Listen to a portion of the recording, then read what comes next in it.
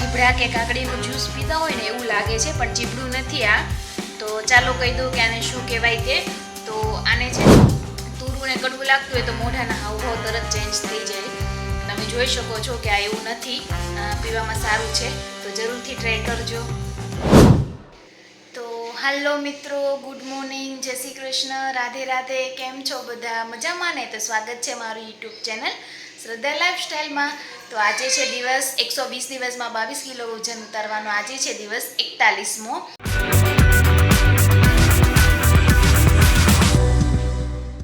તો આજે આપણે સવારે થોડુંક લેટ થઈ ગયું, તો આપણે જીરા પાણી તરત લઈ લીધું. એનું શૂટિંગ આપણે નથી થયું.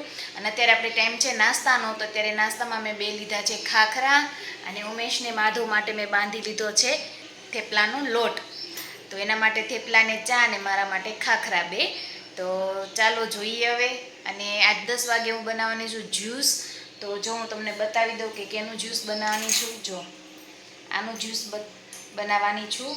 તો આને શું કહેવાય કોમેન્ટ કરજો બધા, આને કયું ફળ કહેવાય તે. બરાબર છે? તો ચાલો મળીશું 10 વાગે. તો અત્યારે વાગી ગયા છે 11 વાગી ગયા છે. અને અત્યારે આપણે જો હું તમને કહેતી હતી ને, અને કોમેન્ટમાં તમારે કહેવાનું છે શું કહેવાય તે. આને અત્યારે આપણે જ્યુસ લેવાનું છે. અને આ વેટ લોસમાં બહુ સારું એવું છે. અને તમે આને ડેઈલી લઈ શકો છો જ્યુસ બનાવીને. આનું જ્યુસ કઈ રીતના બનાવું ને તે ચાલો બતાવું છું તમને. હું રોજે માર્કેટમાં જતી પણ મને મળતું નહીં, પણ કાલે હું માર્કેટમાં ગઈ ને તો આ હતું ફળ, તો મેં લઈ લીધું છે. જો, અને હું વિડીયાના એન્ડમાં કહીશ કે આને શું કહેવાય ને તે. બરાબર છે? તો ચાલો છેલ્લે સુધી વિડીયો જોજો આજનો. બરાબર છે? તો ચાલો આપણે જ્યુસ જોઈ લઈએ. જો મેં અડધું છે ને લઈ લીધું છે. અને હવે પહેલાં આને એમને ક્રશ કરશું ને પછી 1 ગ્લાસ પાણી નાખીને સરસ ક્રશ કરી લઈશું. બરાબર છે?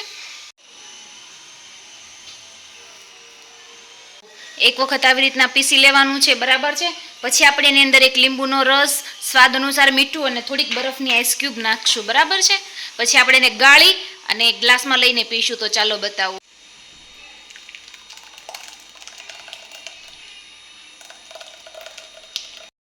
આનો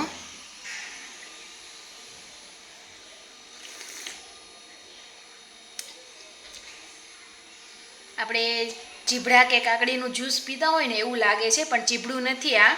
તો ચાલો કહી દઉં કે આને શું કહેવાય તે. તો આને છે ને પીઠા કહેવાય છે. પીઠા માર્કેટમાં તમે જો જાતા હોય ને મળતું હોય ને તો એનું જ્યુસ બનાવીને રોજે તમે જરૂરથી લેજો. આનાથી છે ને ઝડપથી વેટ લોસ થાય છે સારો એવો. અત્યારે માર્કેટમાં અવેલેબલ નહોતું એટલે હું નહોતી કહેતી, કેમ કે મારે તમને બતાવવું તો જોઈએ ને કે આ આવું દેખાય છે અને આનાથી આવો ફાયદો થાય છે તે, એટલા માટે. તો તમે જરૂરથી ટ્રાય કરજો અને ટેસ્ટમાં બહુ સારું લાગે છે.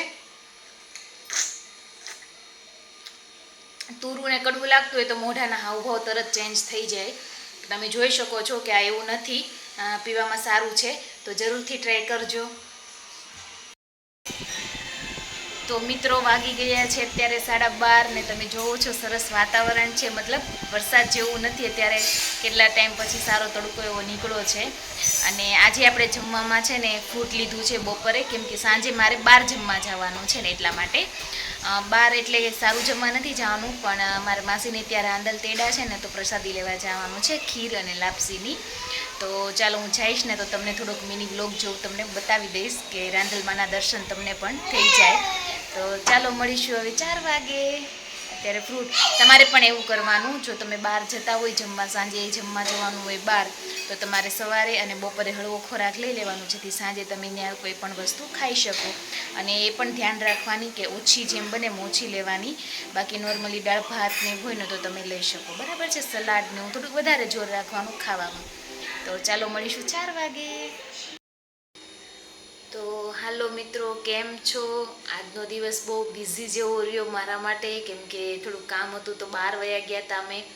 અને એક ચોપાટીમાં ગયા હતા માધવને લઈને ફરવા માટે, કેમ કે હમણાં વરસાદ હતો તો ઘણા ટાઈમથી ચોપાટીમાં એને લઈ જવાતું નહોતું. અને થોડોક ટાઈમ એને છોકરાઓને પણ આપવો પડે એટલા માટે. તો આજે બપોરે મેં ખાલી ફળ લીધું હતું. અને બપોરે તમારે જમવામાં લેવાના હતા બાફેલા મગ. બરાબર છે? ખાલી બાફેલા મગ જ લેવાના હતા. તમે પલાળેલા મગ હોય તો એ પણ લઈ શકો છો કઠોળમાં.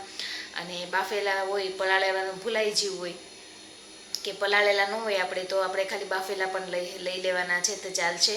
અને નોર્મલી મીઠું નાખીને ખાઈ જવાના છે, ને જે પાણી છે ને એ પણ પી જવાનું છે, જે આપણે મગ બાફવામાં વાપરવું હોય ને તે. અને સાંજે મારે એમ કીધું હતું એમ મારે રાંદલ તેડાતા તો ત્યાં જવાનું હતું, પણ ત્યાં આપણે દર્શન નથી થઈ શક્યા. અને હું ત્યાં પ્રસાદી લેવા ગઈ હતી તો મેં લાપસી અને થોડાક દાળ ભાત ખાધા હતા. અને સાંજે તમારે જમવામાં લેવાના છે ખીચડી લેવાની છે. સાંજે તમારે જમવામાં આપણે ઓટ્સ અને દલિયાની ખીચડી આવે ને તે લેવાની છે બનાવીને. નોર્મલી એમાં શાકભાજી એડ કરી શકો છો, બટેકું એડ નથી કરવાનું. જેમ નોર્મલી વઘાર કરો ને એવી રીતના જ કરવાનો છે. તો આજનું શિડ્યુલ બહુ બિઝી જેવું રહ્યું હતું, અને હું પણ તમને બતાવી ન શકી. સવારમાં મેં તમને એક પીઠાનું જ્યુસ જ બતાવ્યું હતું, અને એ હકીકતમાં બહુ ફાયદાકારક છે, અને એનાથી વજન સારું એવું ઉતરે છે. જો પોસિબલ હોય ને તમારે સિટીમાં કે તમારા ગામડામાં જો એ મળતું હોય તો તમે એનું જ્યુસ બનાવીને જરૂરથી પીજો. મેં તમને બતાવ્યું છે એવી રીતના લેવાનું છે જ્યુસ, અને એનો કોઈ સ્વાદ નથી, એકદમ સારું જ લાગે છે. તુરું નથી, કડવું નથી, કોઈ જાતનું નથી. લીંબુ અને મીઠું નાખો એટલે મસ્ત સ્વાદ લાગે છે, ચીભડા જેવો તે. તો મિત્રો, જો તમને મારા વિડીયો ગમતા હોય તો લાઈક કરો, શેર કરો, કોમેન્ટ કરો, નવા હોય તો સબસ્ક્રાઈબ કરી દો, અને શેર કરવાનું ભૂલતા નહીં મિત્રો. તો ચાલો મળીશું એક નવા વિડીયો સાથે કાલને.